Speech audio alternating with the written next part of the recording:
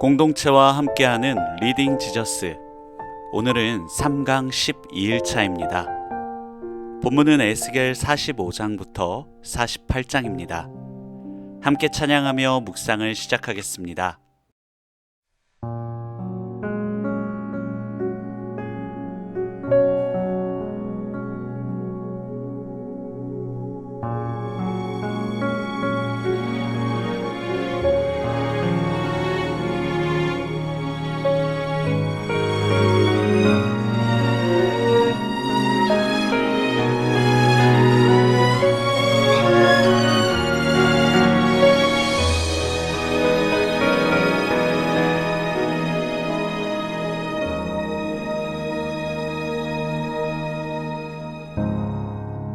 끝이라고 생각했던 그곳에서 시작되네. 완전하신 주의 계획 이제 깨닫네. 겨울 지나 봄이 오듯 인생의 계절 지날 때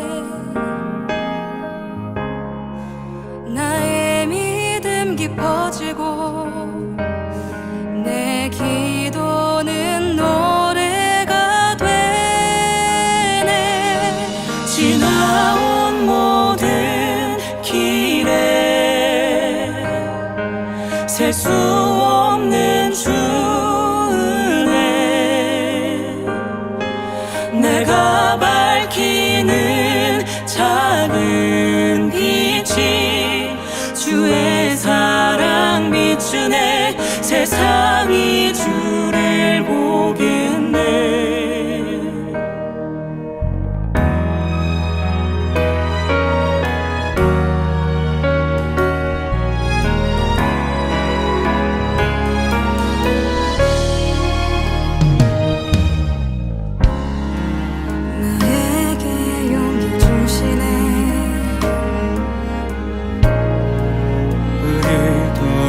일하시네.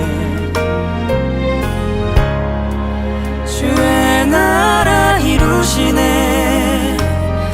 믿음의 세대 일어나네.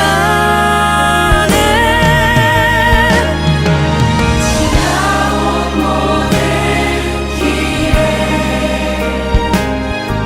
셀 수 없는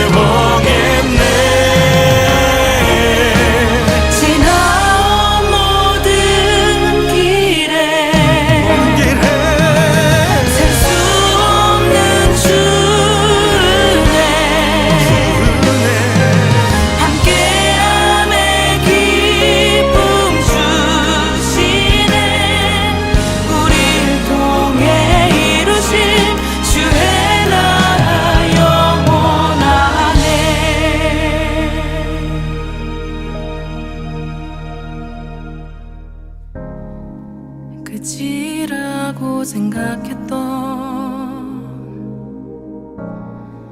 그곳에서 시작되네. 완전하신 주의 계획 이 땅에 이뤄주시네.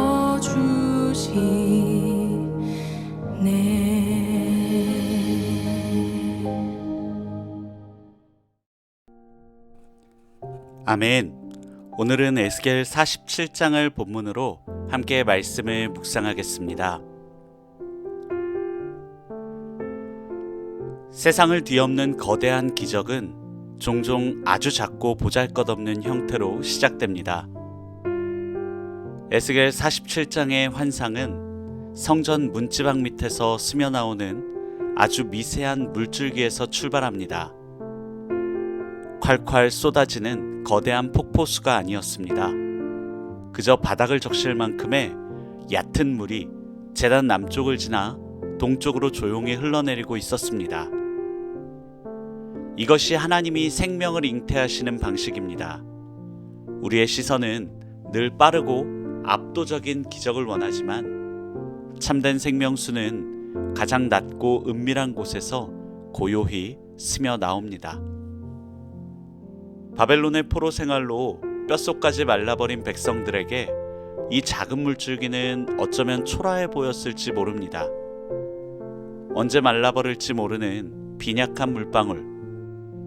그러나 이 물은 세상의 강물과는 근원이 달랐습니다. 그 기원이 다름 아닌 하나님의 영광이 머무는 성전의 제단이었기 때문입니다. 제단에서 흘러나온 이 은혜의 물줄기는 아무도 막을 수 없는 끈질긴 생명력을 품고 있었습니다. 인간의 절망이 아무리 거대해도 창조주의 보좌에서 시작된 이 작은 흐름은 기어이 죽음의 땅을 향해 멈추지 않고 뻗어나갑니다. 천사는 줄을 잡고 그 물의 흐름을 따라가며 천척, 즉 약 500m씩 거리를 측량합니다. 처음 500m를 지났을 때 물은 선지자의 발목에 올랐습니다. 다시 500m를 지나자 무릎까지 찼고 다음에는 허리에 올랐습니다. 그리고 마침내 마지막 500m를 지났을 때 그 물은 도저히 사람이 능히 건너지 못할 만큼 거대하고 압도적인 강으로 변해 있었습니다. 이 물의 깊이는 단순한 수치가 아닙니다. 우리의 영혼이 창조주의 은혜 가운데 얼마나 깊이 잠겨 있는가를 보여주는 영적 척도입니다. 물높이가 발목이나 무릎에 있을 때는 우리는 여전히 안전합니다. 내 두 발이 단단한 땅을 딛고 서 있기에 언제든 내가 원할 때 물 밖으로 걸어 나갈 수 있습니다. 허리까지 물이 차오르면 어떻습니까? 걷기는 조금 버겁지만 여전히 내 삶의 통제권은 내게 있습니다. 그러나 물이 발이 닿지 않는 깊이로 덮쳐오면 상황은 달라집니다. 내 발로 땅을 딛고 서려는 시도를 포기해야만 합니다. 오직 물의 흐름에 내 온몸의 체중을 내어 맡기고 헤엄을 쳐야만 살 수 있습니다. 우리의 신앙은 어디쯤 멈춰 있습니까? 하나님의 은혜를 원한다 하면서도 정작 내 발은 바닥에 단단히 딛고 선 채 발목만 적시고 있지는 않습니까? 내 뜻대로 통제할 수 없는 깊은 은혜의 강물로 휩쓸려 들어가는 것을 사실은 가장 두려워하고 있지는 않으십니까? 그렇다면 성전 제단 밑에서 시작된 이 생명수의 진짜 근원은 어디입니까? 그것은 바로 참된 성전이며 친히 제단의 제물이 되신 예수 그리스도이십니다. 예수님은 십자가 위에서 로마 군병의 창에 옆구리를 찔리셨습니다. 요한복음은 그 순간 주님의 몸에서 물과 피가 다 쏟아져 나왔다고 증언합니다. 에스겔이 환상 속에서 보았던 제단 밑의 물방울은 인류를 살리기 위해 창조주가 친히 당신의 살을 찢고 쏟아내신 생명의 피와 물이었습니다. 우리 영혼을 적시는 은혜는 그저 하늘에서 공짜로 뚝 떨어지는 것이 아닙니다. 십자가라는 맹렬한 고통의 제단, 생명의 주관자께서 물 한 방울 남기지 않고 바싹 말라버린 그 처절한 죽음을 통해서 터져나온 핏빛 강물입니다. 우리가 내 삶의 통제권을 쥐려 발버둥치며 죄의 바닥을 딛고 서 있을 때 주님은 우리를 살리기 위해 온 세상의 저주라는 거친 물살 속으로 기꺼이 몸을 던져 익사하셨습니다. 주님이 십자가에서 숨을 거두심으로 하늘의 생명수가 터져 나오는 가장 거룩한 수문이 열리게 된 것입니다. 예수 그리스도의 성전은 무덤의 바닥에서 멈추지 않았습니다. 하나님은 3일 만에 그 차가운 무덤을 터뜨리시고 사망의 한계를 깨부수며 예수님을 찬란한 생명으로 부활시키셨습니다. 무덤을 찢고 살아나신 부활의 주님이 뿜어내시는 생명력, 그것이 바로 능히 건너지 못할 거대한 부활의 강물입니다. 이 강물이 닿는 곳마다 소생하는 기적이 일어납니다. 절대 생명이 살 수 없던 사해바다의 짠물이 단물로 변하고 강가에는 달마다 열매 맺는 생명나무가 숲을 이룹니다. 사망을 이긴 부활의 강물은 어떤 끔찍한 과거와 상처, 절망의 땅이라도 모조리 살려내는 폭발적인 능력을 품고 있습니다. 그러나 11절은 무서운 경고를 하나 덧붙입니다.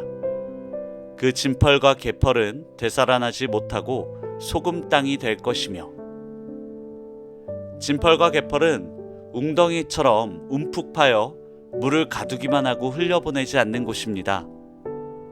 내 고집과 자아의 틀에 부활의 은혜를 가두려 할 때 그곳은 생명이 살 수 없는 썩은 웅덩이로 남게 됩니다. 당신은 지금 부활의 강물 속에 헤엄치고 있습니까? 아니면 발목만 적신 채 고여있는 진펄입니까? 내 발을 땅에 딛고 있으려는 그 얄팍한 자아를 포기합시다. 사망을 박살내고 살아나신 부활의 주님, 그 거센 은혜의 물살에 당신의 온 체중과 인생을 내어 던지십시오. 무덤을 연 그 부활의 강물이 나를 완전히 집어삼켜 통치하실 때 척박했던 내 삶의 바다에 펄떡이는 생명이 피어나는 가장 위대한 승리를 맛보게 될 것입니다. 아멘. 함께 기도하고 묵상을 마무리하겠습니다. 생명의 주님, 은혜를 구한다 하면서도 여전히 내 삶의 통제권만은 빼앗기지 않으려 발목 깊이에 물가만 서성이던 나의 비겁함을 내려놓습니다. 나의 통제권을 위해 내 발이 닿는 얕은 땅만을 딛고 서려는 고집을 버립니다. 십자가에서 물과 피를 쏟으셔서 저주의 제단을 깨뜨리시고 무덤을 찢고 살아나셔서 거스를 수 없는 부활의 강물로 우리에게 밀려오시는 그 예수 그리스도께 우리의 온 마음을 던집니다. 나를 가두어둔 진펄의 웅덩이를 거세게 부숴주십시오. 내 의지와 두려움은 모두 부활의 강물 속에 수장시키고 오직 사망을 박살낸 그 거대한 생명의 물결이 이끄는 대로만 헤엄쳐가는 거룩한 자유자가 되길 원합니다. 죽음을 생명으로 뒤덮으신 예수 그리스도의 이름으로 기도합니다. 아멘.